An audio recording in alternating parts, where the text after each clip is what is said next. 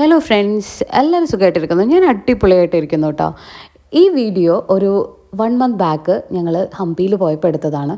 എല്ലാവർക്കും അറിയുന്നുണ്ടായിരിക്കും കർണാടകയിലെ ഹംപി. എനിക്ക് തോന്നുന്നത് ഒട്ടുമിക്ക എല്ലാ ആൾക്കാരുടെയും ഒരു ഫേവറേറ്റ് പ്ലേസ് ആയിരിക്കും. പ്രത്യേകിച്ച് ഹിസ്റ്ററി പഠിച്ചവരുടെ സൗത്ത് ഇന്ത്യൻ കിങ്ഡംസിൽ ഇത്രയും ഒരു മനോഹരമായ ഒരു കാലഘട്ടം അല്ലെങ്കിൽ മനോഹരമായ ഒരു എംപയർ എന്ന് പറയുന്നത് വിജയനഗര എംപയർ തന്നെയാണ്. അപ്പോൾ അവരുടെ ഒരുപാട് അവശേഷിപ്പുകളുണ്ട് അവിടെ. നല്ല രസമാണ്, നല്ല ആർക്കിടെക്ചറാണ്.